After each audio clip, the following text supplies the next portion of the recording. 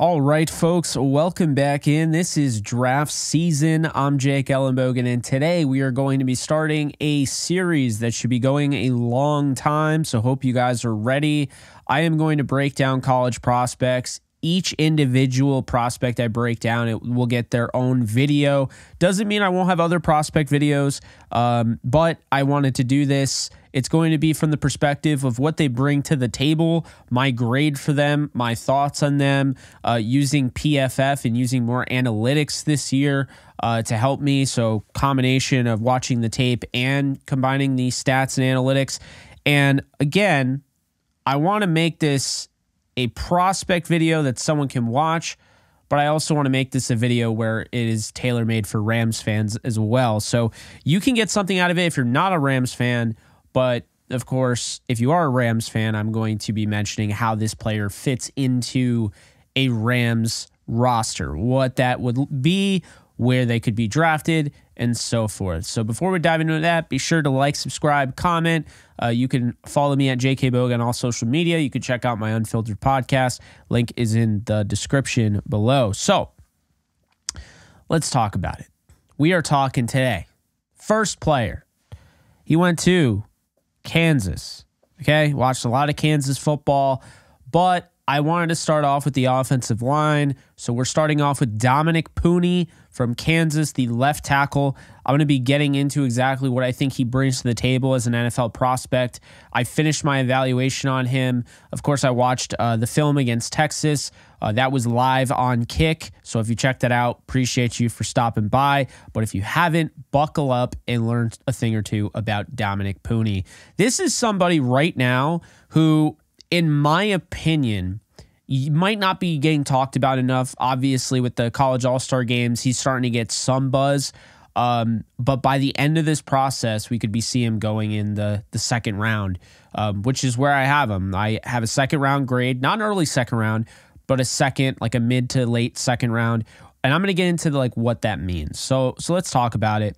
Puni is a potential day one starting tackle. Let me just make that very clear. Day one starting tackle. Steady draft riser since the Senior Bowl. Started, if you've never heard of him before, it's because he's only played 2 years at the FBS level. He started in D2. He transferred and immediately became Kansas's left tackle, part of Lance Leipold's team. Great movement ability. I mean, this is a fluid athlete. He's going to get out in space. He's going to take care of business. The thing that I love about him, he's got this quick first step. It's going to allow him to hold the line of scrimmage in the run game. He tends to stonewall guys. The initial rush, it's really hard to see. And one thing I'll say about this, I had the pleasure of being able, and you don't get this opportunity very often. We'll get to these guys. I'm going to talk about Patrick Paul out of Houston, and I'm going to be talking about Kingsley Suamataia from BYU. But since Houston and BYU did become part of the Big 12, that means all three of these teams, Kansas, BYU, and Houston, and Patrick Paul, Suamataia, and Puni all faced Texas. The reason why I said that is because all three of them have tape against the same team, against the same assignments and the same players. And what I thought was really fascinating is 91 on Texas. I don't know the names off the top of my head right now, but 91 on Texas was more of a speed rusher, went to the outside, was really just trying to win, get around on that arc and run under a table, if you will. The guy that he was able to take advantage of was Patrick Paul. Patrick Paul was more of a physical, more of a, lumbering left tackle, punishing guy. But, that was the thing. He struggled against that. Then you had Kingsley Suamataia. And Kingsley Suamataia bodied number 91 on Texas. So the speed rusher, he had no issue with. Okay. However, 88, the more technically sound rusher with more of a pass rush plan, kept you on your toes, if you will. What he was able to do against Suamataia was take advantage of a guy with an extremely high ceiling, but gave him fits. So you're probably like, Jake, I thought we were talking about Dominick Puni. Why are you bringing up somebody else? Well, I'm getting to that.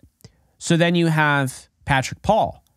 And Paul does well against the, the very well, I guess, cerebral pass rusher, number 88 on Texas. So what does this tell you? Well, I saw both have issues. Both have strengths. Both have weaknesses in pass protection. Okay. Patrick Paul dominated the speed rusher, right?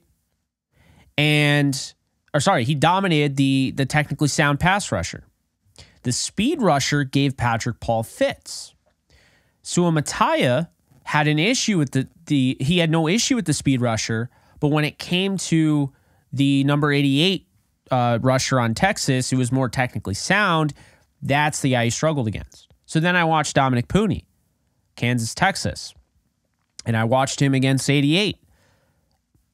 Stonewalled.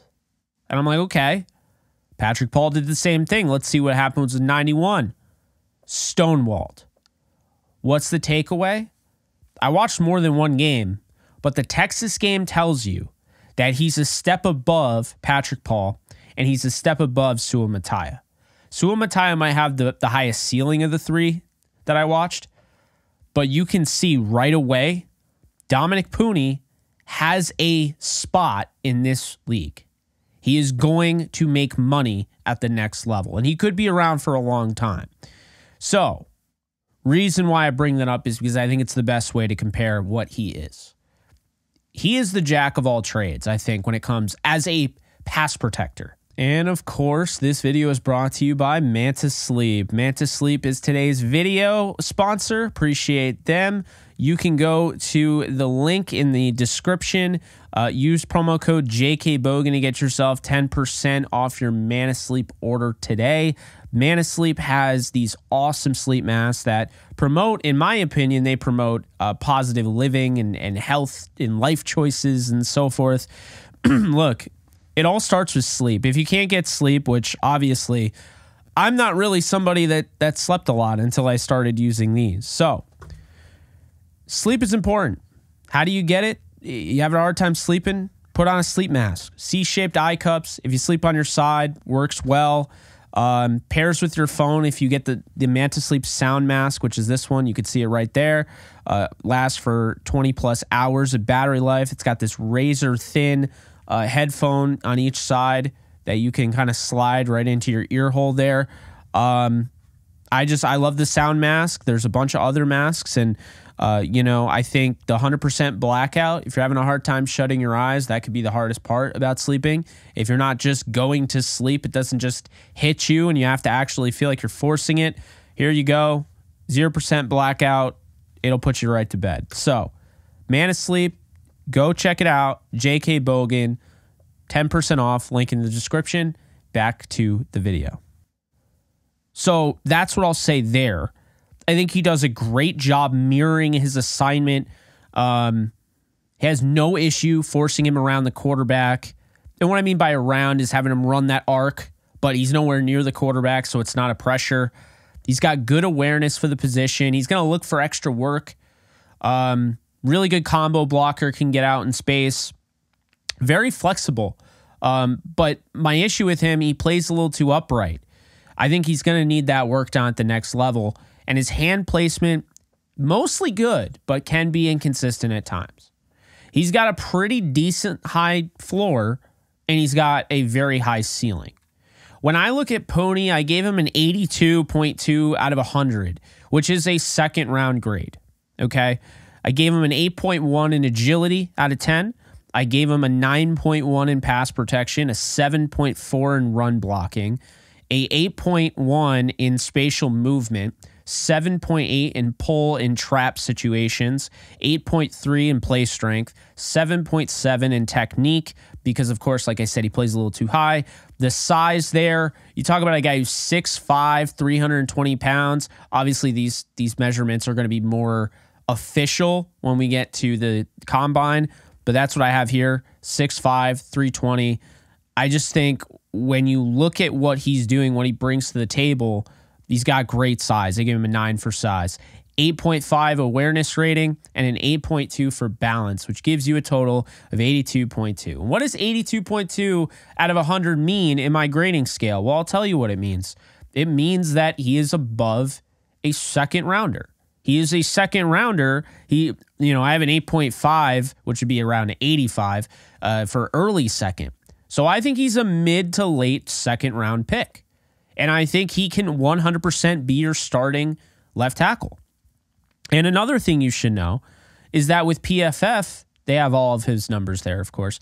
This is somebody who had 673 pass protection opportunities in 2 years as a starter at KU. He only gave up 16 pressures. That's it. This year, he was third in pass block grade. He was 29th in run block grade.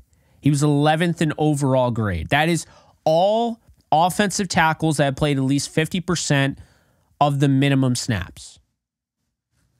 11th overall tackle in college. That's right tackles included. 8 pressures allowed in 324 pass pro snaps this year. 0 sacks, like I mentioned. Tied for 8th in pass blocking efficiency. Only penalized twice.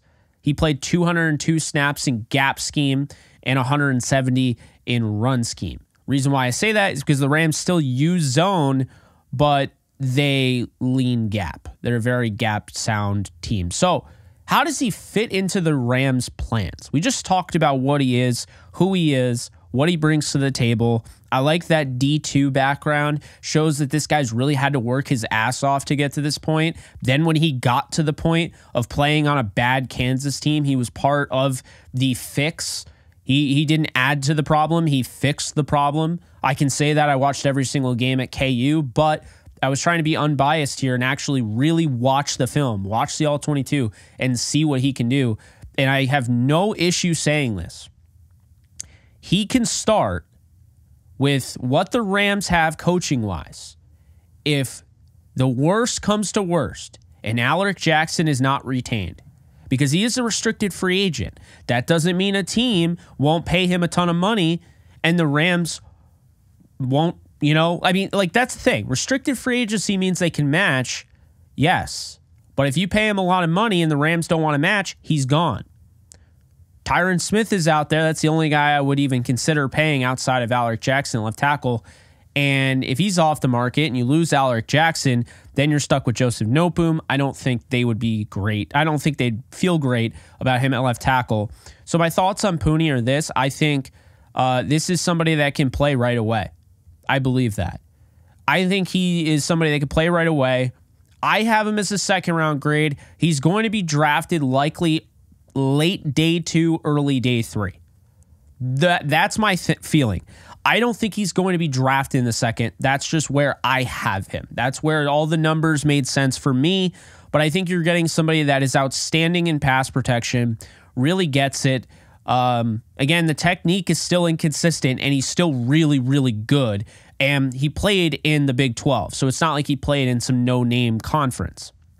But I think the thing with him is that he needs to get better in the run game. And he has, a lot of qualities you like to see. He's always looking for work. He's athletic. He gets downfield. The combo blocks, being that guy that can get to the second level. He likes doing those things, but it's a matter of more consistency in doing them.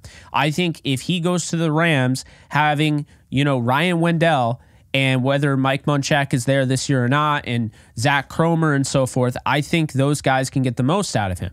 I think he can start day 1. I don't think you're exactly beaming with excitement like you just got your franchise cornerstone, but I think he can start day 1. All in all, Dominick Puni should start in the NFL at left tackle, and he should be a long-term starter. If you remember Anthony Collins out of Kansas back in the day when he had to fill in when Andrew Whitworth went down for the Bengals, that's kind of what I see here. I see a guy that can stick around, but I think he'll stick around longer than Anthony Collins did in the NFL. So big fan of Dominick Puni. Could the Rams draft him in the second round? They have 2 third-round picks. I look at one of those 2 third-round picks and think, if you don't get your tackle in the first round, if you don't get your tackle in the second, and he's there late third, I think that's a great value pick, and I think that's a pick that has value this year and beyond, no matter what you do. So that's Dominick Puni out of Kansas. Hope you guys enjoyed. Let me know in the comments section below Do you think the Rams should go after Puni in the draft? What do you guys think? Let me know. I'll see you guys soon. Later, folks. Do you love talking about the Rams, the NFL, or just want to be a part of a community? Join my free Discord server today. We're over 800 members. We got 24/7 live chat, a level 3 boosted server, the ability to call into JE Live, playing online games with us on Kick streams, toggleable alerts for when I go live on YouTube or Kick so you don't miss a live stream, and exclusive giveaways. Click the link in the description, the comments section, or the link that comes up in the video to learn more and join today.